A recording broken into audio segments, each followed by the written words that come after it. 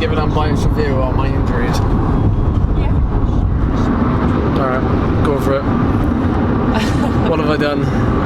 So he's got road rash across his left shoulder and halfway down his back, and then road rash patches on his left side just above the hip, like 2 big patches, and then more road rash on his, like the outside of his left quad and all down his knee, and then all down his left shin. And then he's also got some on he's got road rash on his left foot, the top of his left foot, which is why he's all bandaged up like a mummy. And then finally he's got a nice big open gash in his knee, on his right knee. Oh, and I forgot to mention stitches in the elbow as well. Oh yeah, don't forget the stitches. Well, it's only 2, so it doesn't really count the stitches.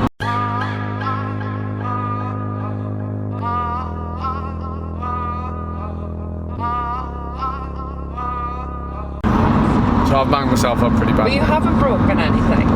No, I am pretty thankful. As hard as the crash was, as far as we know, nothing is broken. Yeah, but you did crash at like 40 mile an hour and skid across the road like a water slide. It's hard to know what happened, to be honest. We tried working it out. It was like the crash happened with 2k to go on stage 3B. 3A was a time trial in the morning.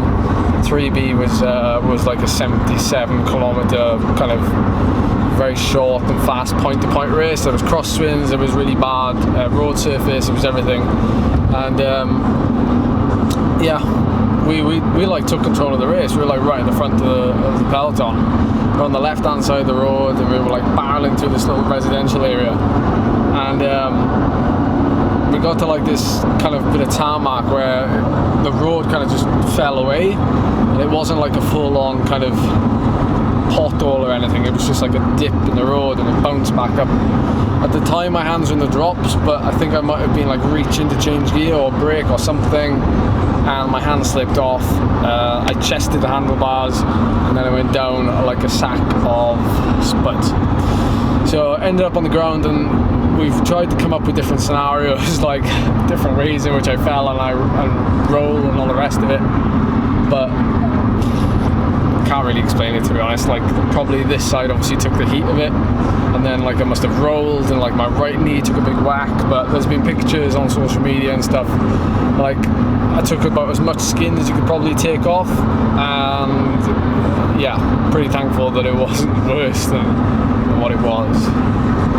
As bad as it looks, the cuts and everything, they're probably not going to take that long to heal. Most of them are road rash, but the one on my knee in particular, that's going to cause some problems. We're looking at maybe 3 weeks at least, I'd say, before it starts to fully close up, and then it's only then really I can start pedaling a bike again. We just stopped for fuel.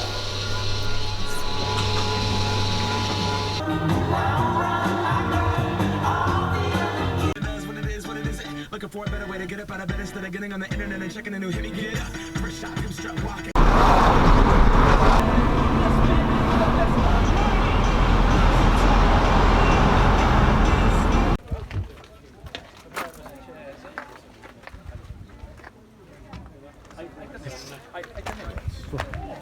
I think it was meant to be my first time trial. When I got to the...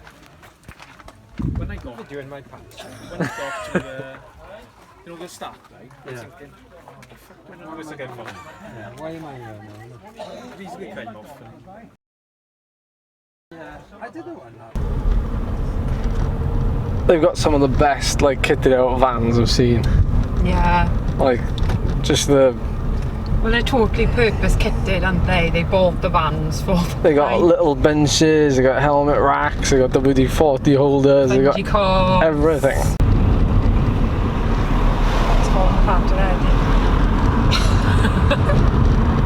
There's Mike, tallest man in pro cycling. No, he's not the tallest man in pro cycling. He's the tallest man in casual cycling. What? Serious boys?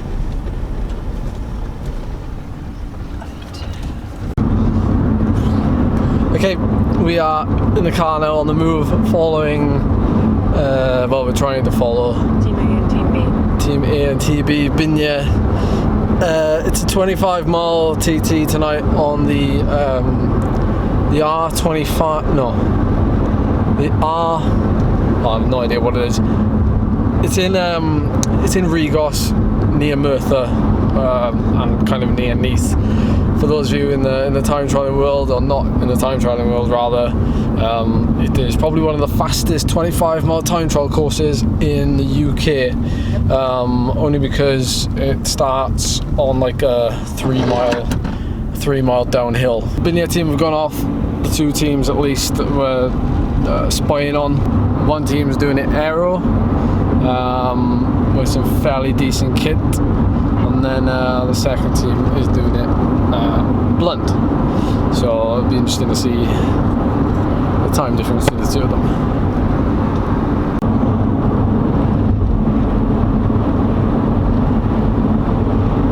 That's Team B. Tempe Weavers. This is. Is it?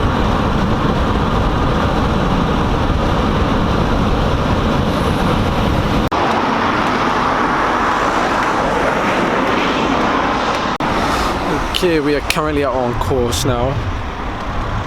This is kind of like I guess the 5 mile mark, and then when you're coming back, this would be like maybe, I don't know, no, it's gonna be more than a 5 mile mark. What is this, like the 10 mile mark?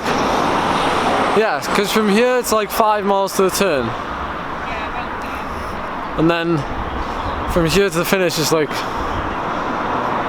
5 miles, maybe. So we're just heading to this bridge, and it overlooks like the dual carriageway, so we get to see the riders both going out and coming back. So ideally it's a great vantage point.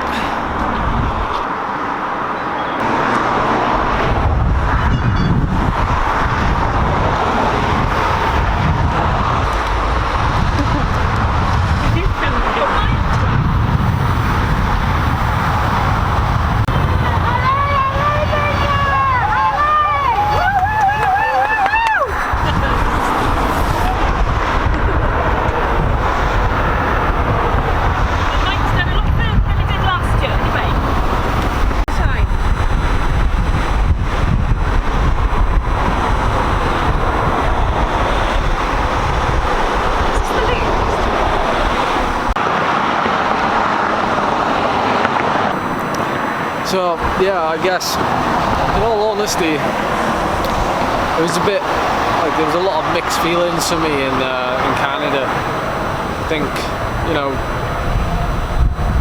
the first stage being a sprint stage, the second stage hilltop finish, and the guys rode really well for me all day. And for me to come like 10th on that mountaintop finish was obviously good for myself.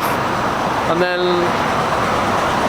you know, backing up the next day at the time trial and rolling in 20th, but not too far down on the GC guys, like not losing too much time. And that's the second time I've ridden my time trial bike since Portugal, which was in August last year. So to lose very little time there was kind of really, I really impressed myself. And then of course the crash happened on the stage that evening. So it swings and roundabouts. I'm not too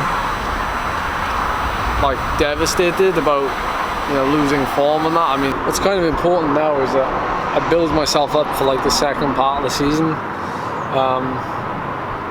You know, being that if you split the season up into 2 sections, which we don't normally do, but in this case I am,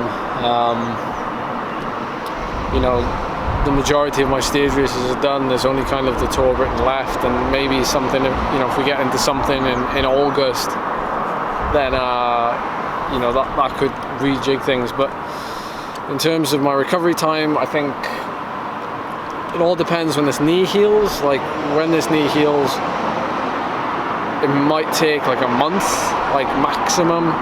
I think as soon as the wound closes up, because they weren't able to, it's an open wound, and there's like a fair trench going through it, so they weren't able to stitch it because there was no skin left. sorry to go into detail, the recovery time is being pushed a little bit. So I'm not worried about like a speedy recovery. I'm more bothered about having a proper recovery. And when I come back from this, like, it's got me thinking, like, my longevity in the sport is down to myself. And I think it goes for a lot of people. Like, you know, you're kind of, you don't know until something like this happens. And what I want to do when I come out the other side of this is like go through some proper rehab. Charlie's going to help me with that. Obviously she's training to be a physio, so there's going to be a lot of like shoulder mobility work, elbow mobility, because my elbow's been beat up pretty badly. Also hip strength, just general stuff like that. But I really want to nail it, and I really want to like balance myself out. I'm going to see a chiropractor, I'm going to see an osteopath, just because I want to make sure that I'm in tune. And the thing with crashing and stuff like that, you're always going to beat your body up, you're always going to like knock you out of alignment. And I just want to do kind of things that, little things that will make me feel better, both mentally and physically, and hopefully get me back racing to full capacity. I'm not worried about my fitness or anything. I'm not worried about like, yeah, like I said, like having a month off's not the end of the world. It's like having an off season. And a forced rest like this might actually do me some good. So, you know, I've done plenty of racing. I've had a good enough start to the year, so I'm gonna take what's left of June kind of pretty steady. We'll get through July, we'll assess, and then August, September, October, we'll come back stronger.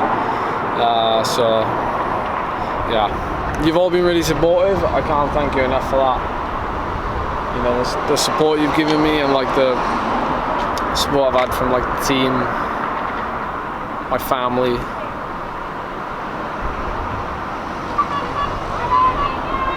It's the second thing that team's just gone past. Both on social media as well, like when I post something on social media, I don't expect to have like lots of people hit me up saying, Ed, you know, heal up fast and stuff, and it's kind of, it gets a little bit emotional when you have that many people who actually care about your career, I guess. And you know, sometimes you don't think of it like that. You don't think of it as a career or as a job. You know, I'm pretty humbled for that. So thank you for your support. Oh, there it is. Come on, Dad! Go ahead, Dad. Come on, Dad! Aww.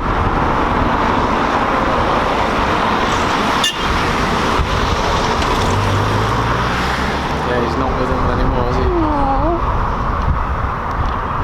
Poor Dad. It's alright though, they've only got to finish with 3 riders, but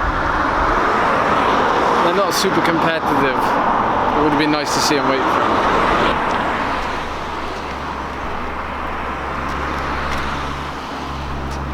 I know, because it's got all your stuff in. Is this my punishment? Yeah.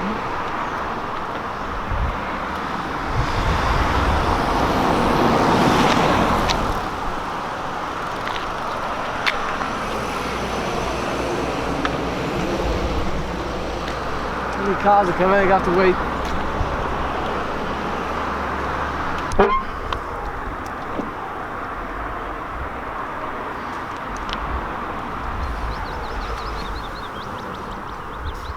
Oh.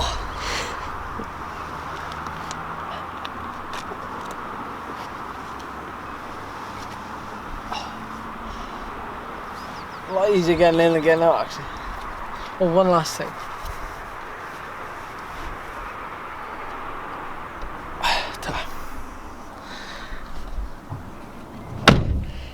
If you like this video, or rather, if you want to see me heal in record time, give this video a thumbs up.